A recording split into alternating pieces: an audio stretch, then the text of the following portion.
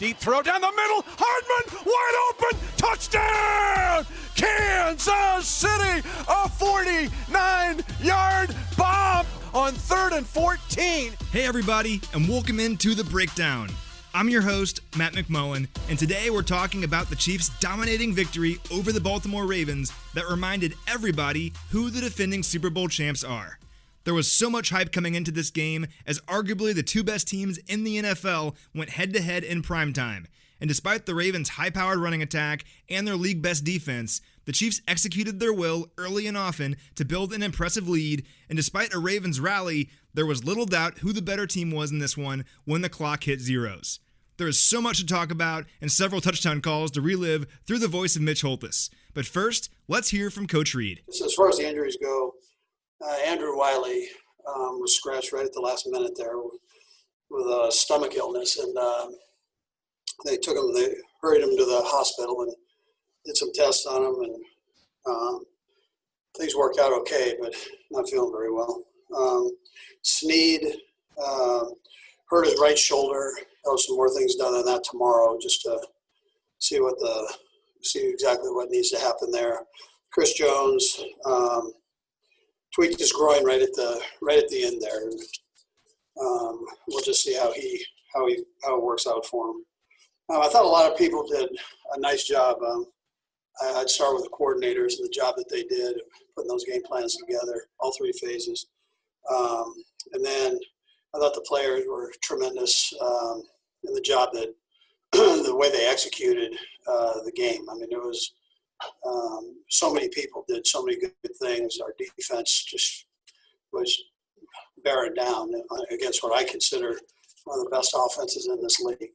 And, for them to, for our defense to do that's something special. So take a lot of pride in that.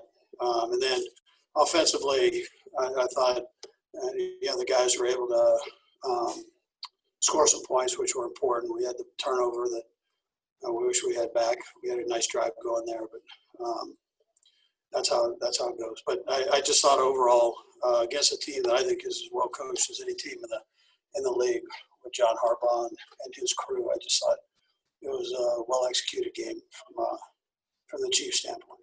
Coach Reid really said it best. The Chiefs were relentless on both sides of the ball against a really tough opponent, and it paid off with a huge victory here early on in the season. All right, let's dive into this one from the very beginning. The Ravens looked impressive on their opening series, driving 67 yards down to the Chiefs' 8-yard line. They picked up 60 of those yards on the ground, showing off their fearsome rushing attack early. But Tyrann Mathieu snuffed out the Ravens' third down play inside the 10, and the Chiefs held Baltimore to a field goal. We were only a few minutes into the game, but this already felt like a big stop. The Ravens are the kind of team who wants to punch you in the mouth. They want to build a big lead and impose their will on you. They were trying to do that right out of the gate in this one, but the Chiefs didn't allow it. Then, on the Chiefs' opening drive, they kept that momentum going by marching right down the field. Tyreek Hill took an end around for 22 yards on their first offensive play and later caught a 33-yard pass, ultimately setting up a 3-yard touchdown scramble by Mahomes that put the Chiefs in front. Looks right, sprints right. Now he'll keep the ball and trot into the end zone. Touchdown! Kansas City! A 3-yard touchdown run by Mahomes, a 75-yard touchdown drive against this vaunted Raven defense. This was such an impressive drive, and to me, I felt like scoring early and starting fast was paramount in this game. You can't get down early against a team like Baltimore who runs the ball so effectively, so scoring right out of the gate was a good sign early on. Now, it was a question of how Baltimore would respond, and despite their impressive drive to begin the game, this would mark the start of a dominating stretch for the KC defense.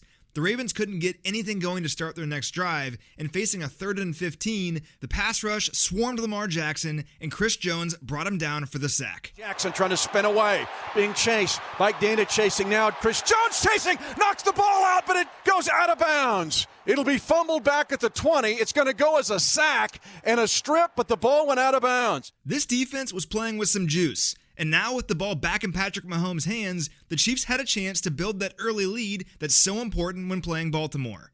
13 plays later, they did just that as Mahomes flipped the ball to none other than Anthony Sherman, who navigated his way through a crowd and plunged ahead for a 5-yard touchdown. Sprint on action, they shovel it into the sausage! Touchdown! Kansas City! City, an inside shovel pass. The Sausage surprises the Ravens on a 5-yard touchdown shovel to the Sausage, Anthony Sherman, and the Chiefs have 2 drives, 2 touchdowns. Always love seeing the Sausage get in the end zone, and what a creative play call to make it happen. Here's what Patrick Mahomes had to say about that play after the game. Yeah, the first one to Sherm, we'd actually had ran it my first year starting against the Patriots, and they had accidentally covered it because the guy was just following the ball, and so we kind of been hanging on to that one, trying to find the right opportunity. And I thought Coach Reed did a great job of calling it there on that down a distance and to get that touchdown. Coach Reed and Eric Bieniemy. All right, now this Ravens defense is really good, and as you'd imagine, they don't allow touchdowns on back-to-back possessions to begin a game very often. In fact, this was the first time since early in the 2018 season that an opponent found the end zone on each of their first 2 drives against Baltimore. Life was good in Chiefs Kingdom at this point, but the Ravens answered in a flash. Return man Devin Duvernay took the ensuing kickoff back 93 yards for a touchdown, and just like that, the Chiefs' lead was chopped to 3 despite 2 really impressive drives to begin the game. This felt like a gut-check moment. The Chiefs came out swinging and had Baltimore in an unfamiliar position to begin the game, but there was still a lot of football left, and as Duvernay's kick return showed, this game was far from over. That felt even more real when the Chiefs couldn't get anything going offensively on their ensuing drive, but yet again, the defense answered the bell. They held Baltimore to another 3-and-out, punctuated by a great read and hit by safety Tedrick Thompson, and at this point, it was clear the defense was trying to send a message in this game. The ball was now back in Patrick Mahomes' hands, and this time, the offense wouldn't be denied. KC marched 73 yards on 6 plays, including big completions to Travis Kelce and Mecole Hardman, as Mahomes found Tyreek Hill on a beautiful 20-yard touchdown strike to cap the drive. Tight hip, fake to Williams. They're going to throw a corner pattern for Tyreek Hill. Reaches up and grabs it. Touchdown! Kansas City, a 20-yard touchdown. Burning Marcus Peters for the second time tonight. That was Tyreek's 29th receiving touchdown since 2017, the 3rd most in the NFL, and it had the Chiefs back up by double digits. In fact, it marked the first time Baltimore allowed 20 first-half points since Week 3 of last season against Kansas City. You can't make this stuff up. Momentum was firmly in the Chiefs' favor, and they weren't done. The defense came out and forced Baltimore to punt yet again, their 3rd straight scoreless offensive possession, and once again, the offense cashed in. Facing a 3rd and 14 at midfield, Mahomes unloaded a 49-yard bomb to Mecole Hardman, who trotted into the end zone and further extended the Chiefs' lead. Deep throw down the middle. Hardman wide open. Touchdown! Kansas City, a 49-yard bomb. On 3rd and 14, it's the safety Deshaun Elliott that gets burned, this time for 49. 3rd and 14 against the best defense in the NFL? No problem. This offense was firing on all cylinders. And as it turns out, that was Patrick Mahomes' favorite play of the night. My favorite play probably was the one to Mecole, just because we had drawn it up. We didn't want the kind of that zero type fire zone pressure. We had drawn it up, especially for this team, and I thought he did a great job of running the route. And EB had kind of mentioned it earlier in the game, and we called it the right time and made a big play on it. This had the Chiefs up by 17 and firmly in the lead. And while there weren't fans in the stands in Baltimore, you could feel the collective shock around the country. Many of the experts pegged the Ravens to win this one, but I think just about everyone expected a back-and-forth battle. This was all Chiefs so far, and once again, they weren't done. The Ravens came out on offense looking to answer, and with under a minute left at midfield, Chris Jones came crashing through again to sack Jackson and rip the ball free. Jackson to throw, he's hit! The ball is out and picked up by Kansas City at their own 49-yard line. The Chiefs have the football. Nevin covers it up. And the second fumble tonight, Chris Jones, his second sack. Sack Nation attacks Lamar Jackson. This is what made the Chiefs' performance on Monday night so impressive. It wasn't just offensive fireworks. It was a stifling defensive effort that didn't allow the Ravens to even get in the flow of the game before they were down multiple touchdowns. We talked all week about how this was the formula to beat Baltimore, build a lead, and prevent them from getting that running game going. And that's exactly the situation KC had itself in at halftime.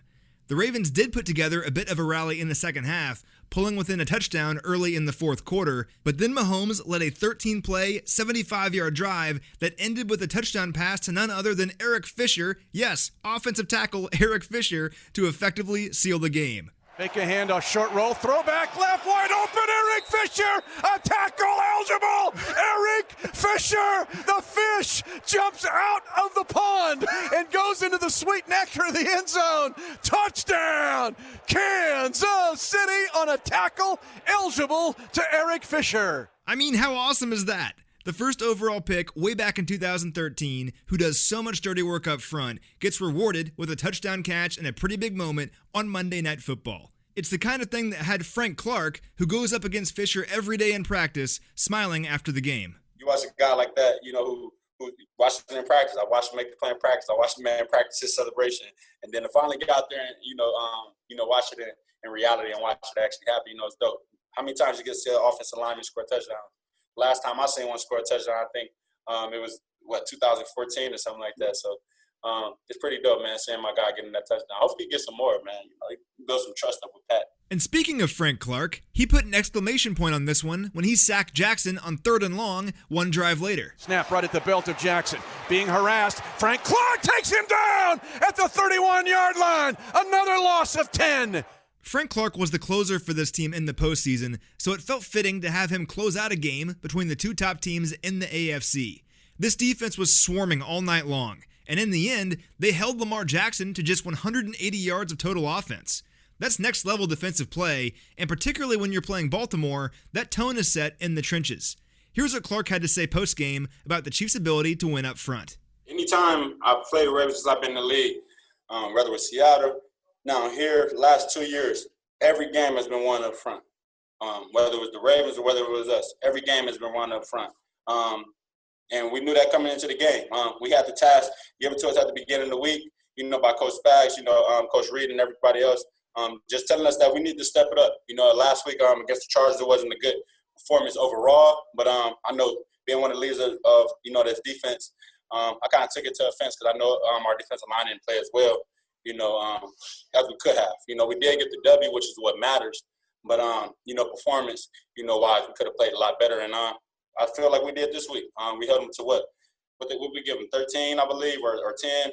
And anytime you hold the league MVP to that much, you can say you're going to win that game. And here's what Patrick Mahomes had to say about his defense and how they set the offense up for success all night. Yeah, I mean that's a dynamic offense. Our defense did a great job of accepting the challenge. Everyone was talking about how they were going to run it down their throat the entire game, and they made it not happen.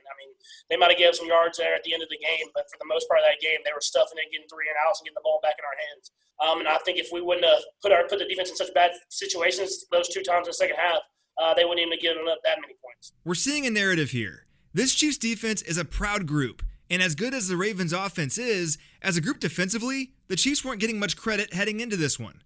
Well, after holding the Ravens to just 228 total yards, 3 of 9 on 3rd down, and 13 offensive points, I'd say they earned that respect. All right, let's jump into my 3 stats to know from this game. My first stat is 370. The Ravens have a really good defense. We all know that. But all Patrick Mahomes has done in all 3 of his matchups with Baltimore thus far in his career is throw for over 370 yards. In fact, Lamar Jackson has lost only 4 regular season starts in his career now, and 3 of those are to Patrick Mahomes and the Chiefs. Incredible. We'll stick with Mahomes for my second stat, and that's 10,000.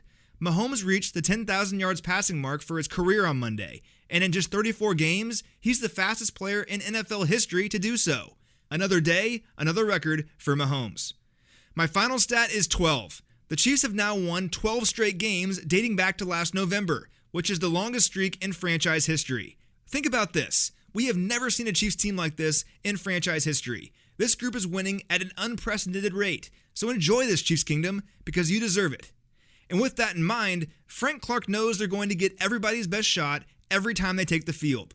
A lot of people were picking the Ravens to win this game, but once again, the Chiefs demonstrated to the world on Monday night that they're still the defending champs, and they're looking for more. Typical coming off a Super Bowl winning year. You'll get doubted. You got these teams that, you come up against, and, it's not going to be the first time. It's not going to be the last time. I think it's more important that we come into every week, knowing that teams are going to look at us as the top dogs, the other team, and knowing that we're going to be doubted outside of that. Who wants to see the winners win at the end of the day? That's how I view it. You go down the history of sports. the Patriots, the Chicago Bulls, different teams in their own rights at times where they were winning. And you talk about, how they used to win and did people cheer for them? No, not necessarily. Everybody always want to see the top dog get knocked off. So that was one of those weeks. You see all the analysts, you see everybody talking about it. It's Ravens over the Chiefs, but we came out, executed, and got the job done. I feel like that's all that matters. I just love the attitude of this team, and I couldn't be more excited with how they looked on Monday night.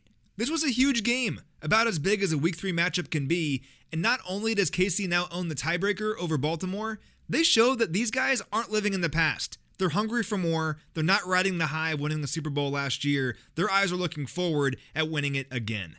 That's all I have for this one, everybody. Thanks so much for listening, and I'll see you later this week as we get ready for the New England Patriots at Arrowhead Stadium. Until then, this is Matt McMullen, signing off.